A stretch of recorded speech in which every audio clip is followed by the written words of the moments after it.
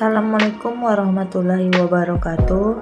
Selamat malam kepada Bapak Dr. Anif Al-Kadri dan selamat malam juga kepada teman-teman kita dengan keadaan sehat walafiat, amin ya rabbal alamin. Pada malam hari ini izinkan saya untuk mempresentasikan materi yang telah Bapak berikan. Sebelumnya perkenalkan, nama saya Lia Anggreni, NIM 2202 0118, Prodi Pendidikan Seni Rupa,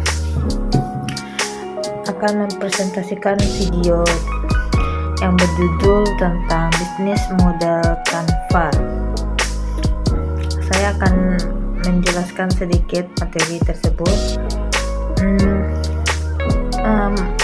Bisnis model Canva Canvas itu adalah pendapat yang bisa kita maknai sebenarnya yang apa dijelaskan oleh penulis sebagai bisnis model merupakan metode yang digunakan untuk sebuah lembaga dalam rangka menghasilkan uang atau material.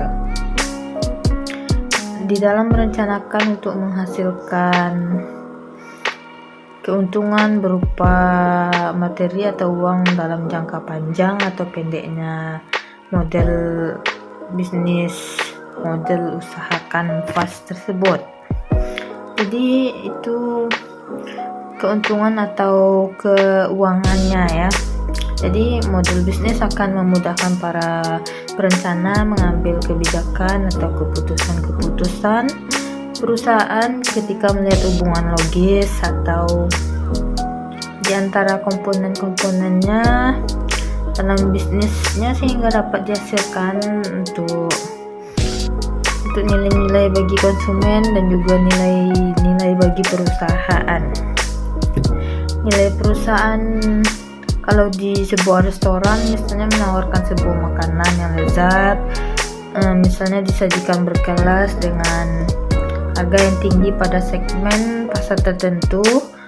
Makanan yang lezat berkelas signifikannya yaitu adalah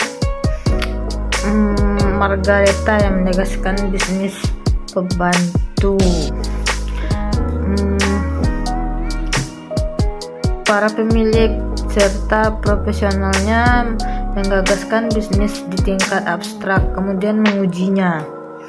Ketika dia dalam gagasan konsep yang masih abstrak kemudian diuji di tingkat yang nyata, ada beberapa hal yang akan dibahas dalam pertemuan ini. Diantaranya adalah pertama bisnis model, yang kedua bisnis model kanvas, yang ketiga elemen-elemen bisnis, dan yang keempat model kanvas dan kaitannya.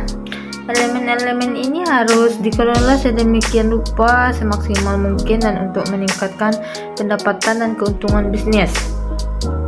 Keuntungan jangan sampai bahan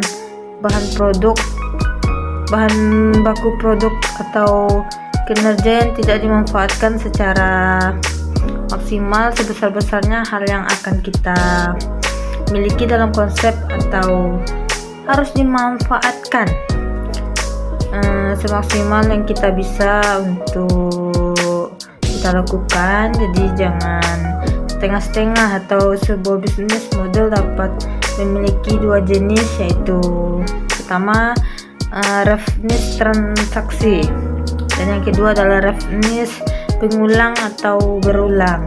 Jadi ada dua jenisnya yang telah saya sampaikan. Pertama yaitu customer jobs, yang kedua customer gain, dan yang ketiga customer pain. Yang A yaitu customer segment atau signifikasi konsumen. Yang B value proportional atau proportion atau nilai konsumen, elemen dalam value proportion. Yang pertama adalah newness atau newness. Yang kedua performance. Yang ketiga customization. Yang keempat, getting the job done. Dan yang kelima, desain. Yang keenam, brand atau status. Yang ketujuh, price. Yang kedelapan, course reeducation. Yang kesembilan ada risk reeducation. Yang ke-10 ada accessibility. Yang ke-11 ada convention. Dan yang C itu kita membahas tentang channels atau saluran. Yang D, customer relationship atau hubungan konsumen. Dan yang E adalah revision streams, sumber pendapat tertentu. Yang F itu adalah key resources atau sumber daya. Dan yang G yaitu key activities atau aktivitas yang kita jalankan. Dan yang H adalah key partnership, itu kerjasama. Yang I, cost itu adalah struktur biaya. Dan yang terakhir adalah tips membuat bisnis model kanvas. Tipsnya itu adalah pertama, analisa kompetitor.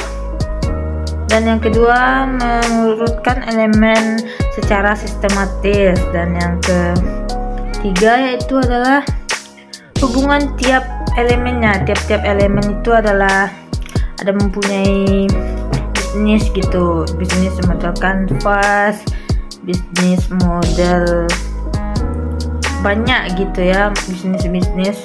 Dan yang keempat ada fokus pada kondisi saat ini dalam menjalankan bisnis tersebut. Dan yang terakhir adalah melakukan review terhadap bisnis tersebut. Contoh-contoh penerapan bisnis model kanvas ini adalah contoh bisnis model kanvas Gojek, contoh bisnis kanvas usaha makanan atau minuman, dan contoh bisnis model kanvas spanduk lainnya ya. Jadi itu saja yang bisa saya jelaskan bisnis dalam model kanvas tersebut. Demikian kiranya yang bisa saya sampaikan, kurang lebihnya saya mohon maaf jika ada salah kata yang terucap, dan atas perhatiannya saya ucapkan terima kasih. Wassalamualaikum warahmatullahi wabarakatuh.